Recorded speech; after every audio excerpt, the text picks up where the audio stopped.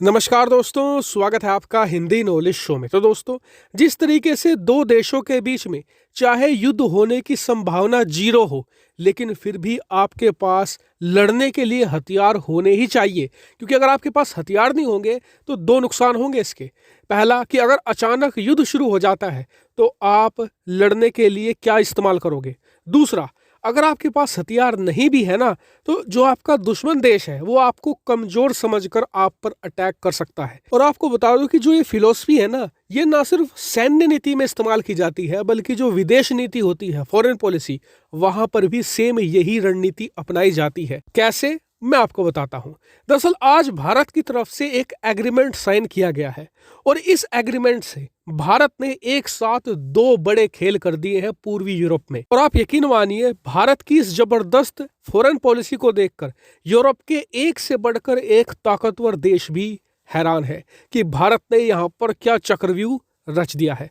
तो वो दो बड़े खेल तो मैं आपको बताऊंगा ही, लेकिन सबसे पहले ये एग्रीमेंट है ना जो, वो आप समझ लीजिए, क्योंकि फिर उसके बाद तो ऑटोमेटिकली सब कुछ आप समझ ही जाएंगे। दरअसल ये बात तो आप सभी लोग जानते होंगे कि भारतीय नौसेना की आज की तारीख में जो ज़्यादातर शिप्स है वो सारी की सारी रशियन है। और जब उनमें एक छोटी मोटी कुछ खराबी होती है ना बाहरी तौर पर, तो उसे तो भारत खुद ही सही कर लेता है। लेकिन जब इन शिप्स में लगे हुए गैस टरबाइन इंजन में एक छोटी सी भी खराबी आ जाती है ना, तो उसके लिए हमें इक्विपमेंट रशिया से इंपोर्ट करने पड़ते हैं। और इस प्रोसेस में काफ़ी लंबा वक्त लग जाता है, कई बार तो महीनों तक हमारी शिप्स डॉक यार्ड में खड़ी रहती है। और आप सभी जानते हैं कि एक शिप अगर डॉक यार्ड में खड़ी हो गई तो हमारी सैन्य रणनीति में एक बड़ा छेद आप मानकर चलिए, और इससे हमारी जो नौसैनिक पावर है वो भी कम हो जाती है। ऐसे में भारत इसके लिए एक सोल्यूशन की तलाश में था और सोल्यूशन हमें मिला यूक्रेन में। दरअसल जिस तरीके के इंजन रूसी कंपनियां बनाती हैं, सेम वही इंजन यूक्रेनियन कंपनी जोरिया मास्प्रोख्त भी बनाती है। तो भारत की बीएचईएल ने और यूक्रेन की कंपनी जोरिया मास्प्रोख्त ने, दोनों ने अब एग्रीमेंट साइन कर लिया है कि भारत में जो इस समय नौसैनिक शिप है, इनमें लगने वाले गैस टरबाइन इंजन के जो इक्विपमेंट है, स्पेयर पार्ट है, अब वो दोनों मिलकर भारत में ही मैन्युफैक्चर करेंगे। और यकीन मानिए, इस एग्रीमेंट से भारतीय नौसैनिक कमांडर हद से ज्यादा खुश है।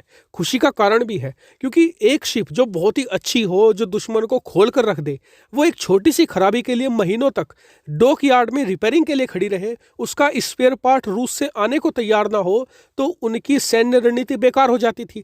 लेकिन अब ये पार्ट भारत में ही बनेंगे। कुछ छोटी मोटी खराबी आती है तो 10 से लेकर 15 दिन के अंदर शिप दोबारा फिर से पानी में जाने को लेकर रेडी हो जाएगी। लेकिन इसके अलावा भी दो और बड़े खेल भारत ने इस एग्रीमेंट के साथ किए हैं। पहला ये कि हम यूक्रेन के साथ अपने संबंधों को बहुत ही रैपिडली आगे बढ़ा रहे हैं। आपको याद ही होगा कि हाल ही में अभी COP26 समिट हुआ था, वहां पर भारतीय प्रधानमंत्री नरेंद्र मोदी ने रूस के राष्ट्रपति ज़ेलेंस्की के साथ एक बैठक की थी। और ये कई सालों बाद हुआ था कि भारतीय प्रधानमंत्री यूक्रेन के राष्ट्रपति के साथ मिल रहा हो, वरना हमारे प्रधानमंत्री तो रूस की डर की वजह से कभी यूक्रेन से बात तक नहीं करते थे। और देखिए, यूक्रेन के साथ हम संबंध सुधार रहे हैं, इसका मतलब ये नहीं कि हम रूस के साथ बिगाड़ने जा रहे हैं, ऐसा नहीं है। बस भारत अपने हाथ में ऑप्शन रखना चाहता है। जैसे मैंने शुरू में उदाहरण दिया था ना कि युद्ध हो ना हो, आपके पास हथियार होने चाहिए। अब मान लीजिए कल को रशिया, पाकिस्तान और चीन के साथ संबंध चाहे बिगाड़े चाहे सुधारे,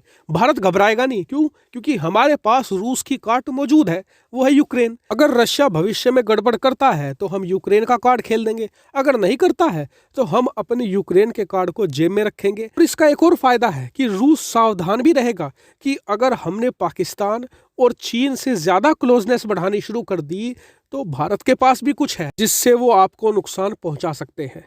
दूसरा बड़ा खेल ये हुआ है कि भारत की तीनों सेनाओं में करीबन 60 से लेकर 70% रूसी हथियार है। ये बात भी आप जानते हैं। उनकी समय समय पर सर्विसिंग होती है, उनके ओवरहॉल होते हैं, उनमें कुछ टेक्निकल प्रॉब्लम आती है या कुछ टूट फूट होती है तो उसके लिए स्पेयर पार्ट भी रूस से आती है।